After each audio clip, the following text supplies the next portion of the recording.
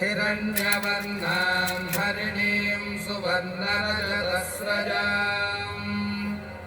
चन्द्रां हिरण्मयीं लक्ष्मीं जातवेदो ममावह तां महावह जातवेदो लक्ष्मीमनपगामिनीं यस्यां हिरण्यं विन्देयङ्गामश्वं पुरुषानहम् अश्वपूर्वां रथमध्यां हस्तिनालप्रबोधिनीं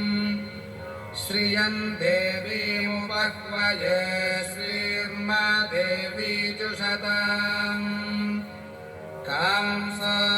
कांसोऽस्मितां हिरण्यप्राकाराभाद्रां ज्वलन्तीं तृप्तां तर्पयन्तीं पद्मे स्थितां पद्मवर्णां तामिहोपह्वये श्रियम् चन्द्रां प्रभासां यशसा ज्वलन्तीं श्रियं लोके देवजुष्टामुदारां तां पद्मिनीमीं शरणमहं प्रपद्ये लक्ष्मीर्मे नश्यतां त्वां वृणे आदित्यवर्णे तपसोऽधिजातो वनस्पतिस्तव वृक्षोऽथ बिल्वः तस्य फलानि तपसा नुदन्तु मायान्तरायाश्च बाह्या अलक्ष्मीः उपैतु मां देवसखः कीर्तिश्च मणिना सह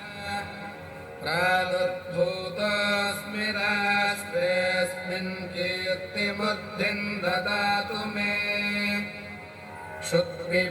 क्षुत्पिपासामलां ज्येष्ठामलक्ष्मीर्नाशयाम्यहम्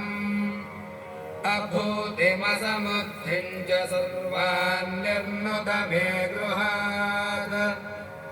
गन्धद्वारान् दुराधर्षान् नित्यपुष्पाङ्गरीषिणीम् ईश्वरीगुं सर्वभूतानां तामिहोपह्वये श्रियम् मनसः काममाकूतिं वाचः सत्यमसीमहि शूनागुं रूपमन्नस्य मयि श्रीश्रयतां यशः कर्दमेन प्रजा भूता मयि सम्भव कर्दमा श्रियं वासय मे कुले मातरं पद्ममालिनीम् आपस्रजन्तु स्निग्धानि चिक्लीतवस मे गृहे निज देवीं मातरं श्रियं वासय मे कुले आर्द्रां पुष्करिणीं पुष्टिं पिङ्गलां पद्ममालिनीम् चन्द्रां हिरण्मयीं लक्ष्मीं जातवेदो ममावह आर्द्रां यः करिणीं यष्टिं सुवर्णां हेममालिनीं सूर्यां हिरण्मयीं लक्ष्मीं जातवेदो ममावह तां महावह जातवेदो लक्ष्मीमनपगामिनीं यस्यां हिरण्यं प्रभूतं गावो दास्योऽश्वान् विन्देयं पुरुषानहम् यशुचिः प्रयतो भूत्वा जुहुयादाद्यमन्वहम् श्रियः पञ्चदशत्यं च श्रीकामः सततं जपेत् आनन्दः कर्दमश्चैव चिक्लीत इति विश्रुताः ऋषयस्ते त्रयः पुत्राः स्वयं श्रीरेव देवता पद्मानने पद्म ऊरू पद्माक्षी पद्मसम्भवे त्वं मां भजस्व पद्माक्षि येन सौख्यं लभाम्यहम् अश्वदायि च गोदायि धनदायि महाधने धनं मे जुषतां देवी सर्वकामार्थसिद्धये पुत्रपौत्रधनं धान्यं हस्त्यश्वाजाभिको रथम् प्रजानां भवसि माता आयुष्मन्तं करोतु माम् चन्द्राभां लक्ष्मीमीशानां सूर्याभां श्रियमीश्वरीम् चन्द्रसूर्याग्निसर्वाभां श्रीमहालक्ष्मीमुपास्महे धनमग्निर्धनं वायुर्धनं सूर्योधनं वसुः धनमिन्द्रधत्स्व या सा पद्मासनस्था विपुलकटितटी पद्मपत्रायताक्षी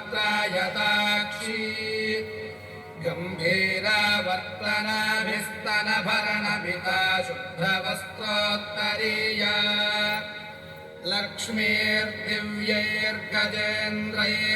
लक्ष्मीर्दिव्यैर्गजेन्द्रैर्मणिगणखचितैः स्नापिता हेमकुम्भैः नित्यं सा पद्महस्ता मम वसतु गृहे सर्वमाङ्गल्ययुक्ता लक्ष्मीं क्षीरसमुद्रराजतनयां श्रीरङ्गधामेश्वरीं दासीभूतसमस्तदेववनितां लोकैकदीपाङ्कुराम्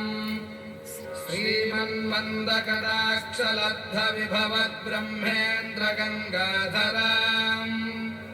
त्वां त्रैलोक्यकुटुम्बिनीं सरसिजां वन्दे मुकुन्दप्रियाम्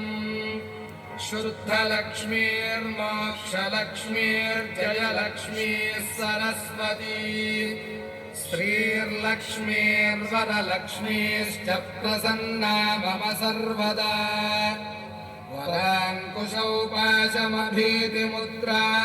वराङ्कुशौपाशमभीतिमुद्राङ्करैर्वहन्तीं कमलासनस्थाम्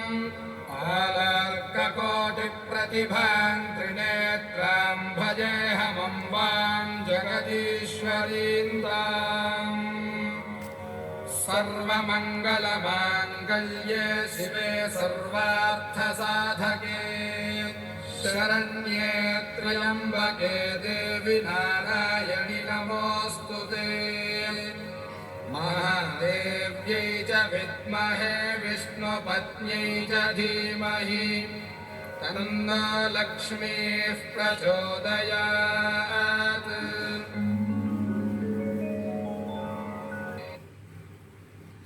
श्रीसूक्तम् हिरण्यवर्णां हरिणीं सुवर्णरजतस्रजां